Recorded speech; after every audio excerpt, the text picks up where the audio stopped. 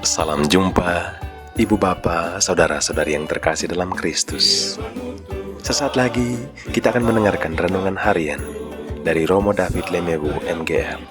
Mari kita siapkan hati dan selamat mendengarkan. Firman-Mu Tuhan, berita bagi kakiku, sabda yang hidup, terang bagi jalanku.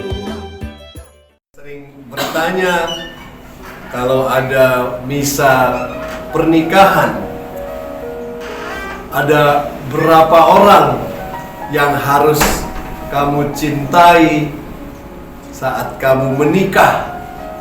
Coba kita di sini memberikan jawaban. Ada berapa orang yang harus kamu cintai saat kamu menikah? Banyak. Yang penting dulu, berapa?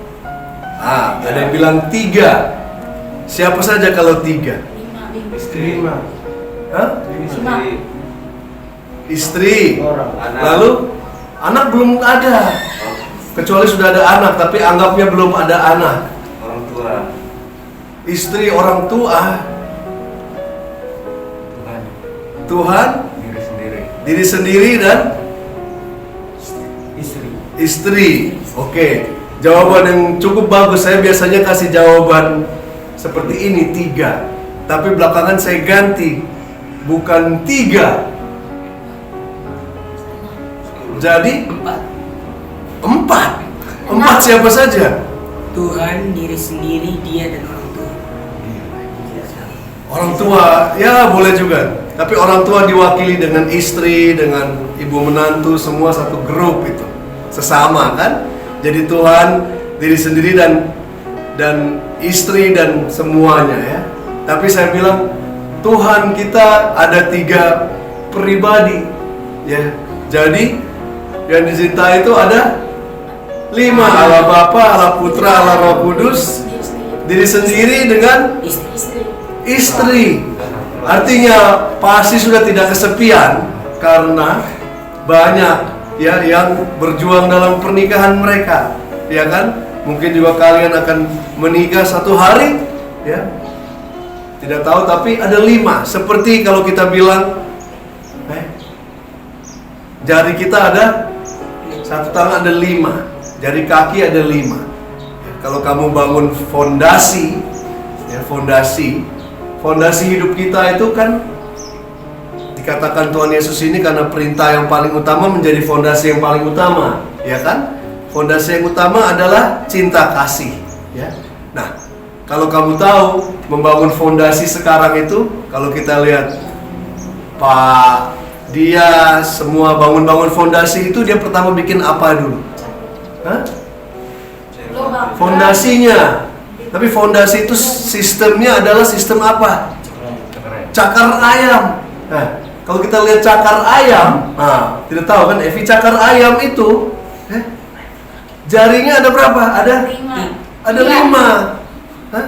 4 kah? 4. 3 benar ya? 3 dan plus 1, berarti mungkin dia mesti cakar ayam plus 1 ya. Tapi kalau kita manusia, kenapa Tuhan tidak bikin 4? Dia bikin 5 kan? 5 ini supaya kita stabil memang kalau kita ada fondasi, ya kan? Kalau kita mau olahraga push up tangan 1, ya kan? Jari 5 ini dia kokoh fondasi. Jadi fondasi cinta kasih itu juga cinta Tuhan yang adalah Allah Bapa, Putra, Roh Kudus, dan cinta sesama dan cinta diri sendiri. Itu yang kita perlu perhatikan, ya. Kadang-kadang tidak seimbang. Ya, kadang-kadang kita mencintai sesama terlalu banyak tapi lupa cinta Tuhan, atau cinta Tuhan, cinta sesama tapi lupa cinta pada diri sendiri, atau cinta diri sendiri dan Tuhan tapi lupa cinta pada sesama, ya, pada istri. Jadi kalau tidak seimbang itu, dia fondasinya akan goyang. Rumah ya yang dibangun dengan cinta kasih, tapi cinta kasih seperti depan ini, tripod ini paling tidak harus kakinya ada 3. Kalau 2 itu oleng, tidak seimbang, paling tidak 3 Tuhan. Tapi kalau mau lebih kuat lagi, kita tahu bahwa kita tahu ada Allah Bapa, ada Allah Putra, ada Allah Roh Kudus. Fondasi kita kalau begitu akan sangat kuat. Makanya hari ini Tuhan Yesus ditanya seorang ahli Taurat. Biasanya musuhnya Tuhan Yesus itu ada 3 grup. 3 grup yang sengit selalu sama Tuhan Yesus, ya kan? Biasanya dia kalau ditanya itu langsung jawabnya dengan membalas dengan pertanyaan balik biasanya, ya. Karena pertanyaan dari grup-grup ini orang Farisi, orang Saduki, ya, orang ahli hukum dan ahli Taurat ini mereka selalu memojokkan dia, lalu dia balas dengan pertanyaan. Tapi kali ini dia tidak jawab dengan pertanyaan, malah dia menjawab dengan jawaban yang sempurna, ya, yang diambil dari kitab Deuteronomi bab 6 ayat 4 itu yang dinamakan adalah Shema. Shema itu untuk orang Israel yang taat, mereka doakan ini seperti kita mendoakan itu doa malaikat Tuhan, ya. Pagi dan sore harus doakan Shema ini. Cintailah Tuhan Allahmu dengan segenap hatimu, dengan segenap pikirmu, dengan segenap akal, dengan segenap kekuatanmu, ya. Itu Shema itu mereka harus pagi doa, sore doa, ya.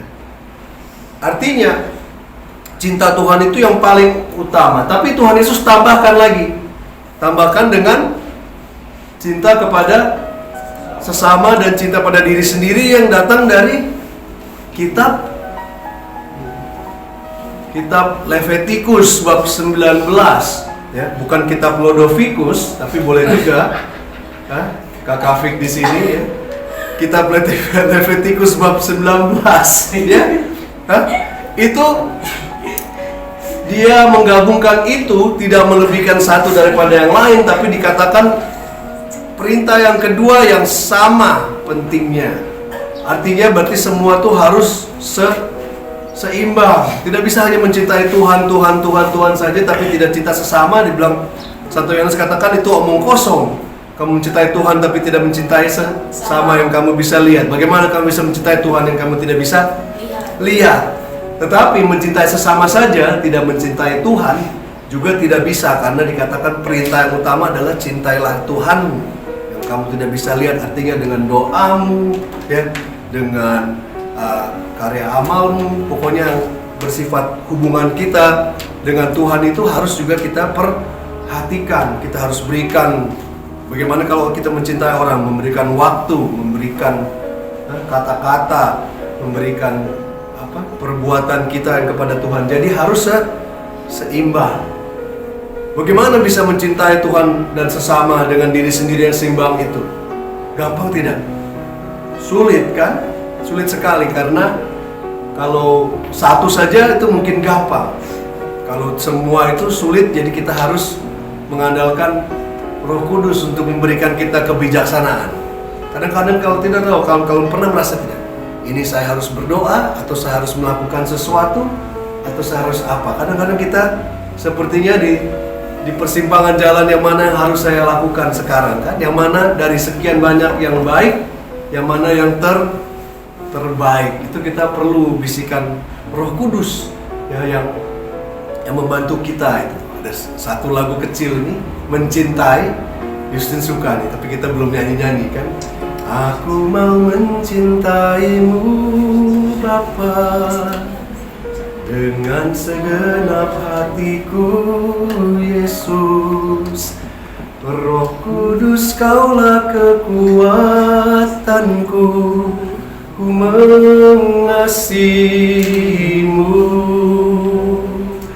Aku mau mencintaimu Bapa dengan segenap jiwaku, Yesus. Roh Kudus, Kaulah kekuatanku, ku mengasihimu. Panjang lagunya, silakan lihat sendiri, ya. Tapi kita mencintai Tuhan, sesama dan Bapa itu karena kita pertama-tama merasakan dulu cinta Tuhan. Sebagai missionaries cinta kasih Allah, missionaries of God's love, misi kita pertama adalah bukan misi untuk mencintai, tapi misi untuk pertama tahu bahwa kita dicintai. Kalau tidak bisa kita mencintai balik karena kita tidak ada modal.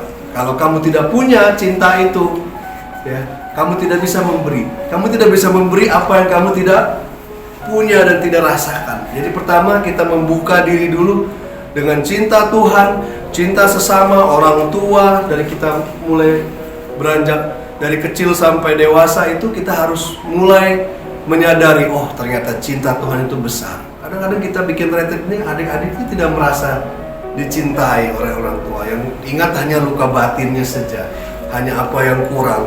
Memang kita selalu kurang cinta, tapi Tuhan selalu mengisinya. Kalau kita sadar itu dia selalu hadir. Besar, istilahnya kita bilang kasih setia Tuhan.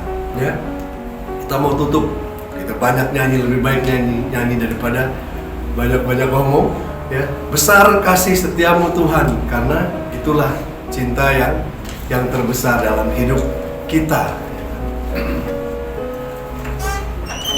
Dengan apa ku bandingkan cintamu? Dengan apa ku balas tulus kasihmu? Dengan apa Tuhan? Apa yang berarti selain cintamu? Oh, betapa ku merindukan cintamu, betapa ku mendambakan kasihmu. Hatiku tak sanggup menghadapi semua tanpamu Yesus. Oh, besar kasih setiamu Bapa, hidupku tiada duanya, keagunganmu. Betapa ku bersyukur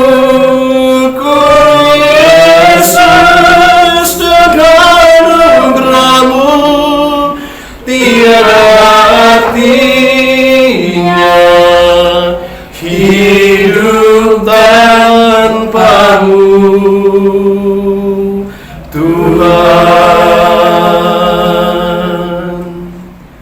Ku rasakan sentuhan kasih-Mu Bapa, ku rasakan hangatnya cinta-Mu Yesus.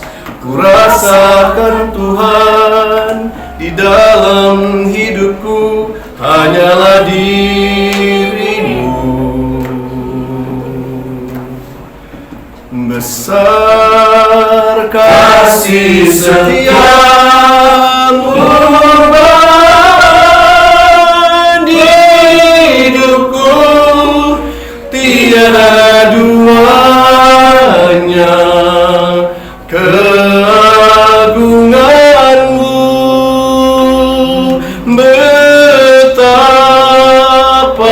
ku bersyukur Yesus, dengan anugerahmu tiada artinya hidup tanpamu Tuhan. Tiada artinya hidup tanpamu Tuhan. Ya Tuhan, sungguh tiada artinya hidup tanpa cinta-Mu. Tuhan, kami mau belajar bagaimana caranya mencintai seperti hukum cinta kasih yang Kau ajarkan hari ini. Kami mau belajar mencintai Engkau mencintai diri sendiri dan mencintai sesama. Tuhan, biarlah kami mencontoh Engkau yang mampu mencintai dengan sempurna, dengan seimbang, dengan penuh kasih. Kami tidak tahu bagaimana mencintai Tuhan. Biarlah Roh Kudus-Mu yang menguatkan kami, membimbing kami agar kami bisa mencintai dengan cinta yang pertama-tama sudah kami terima, sudah kami rasakan di dalam hidup kami.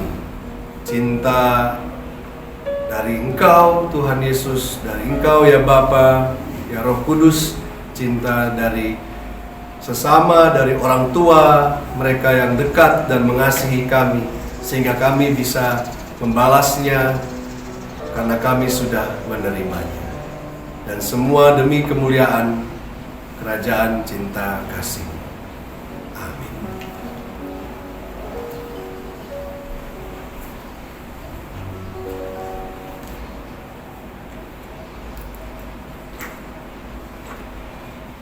Mari kita bersama-sama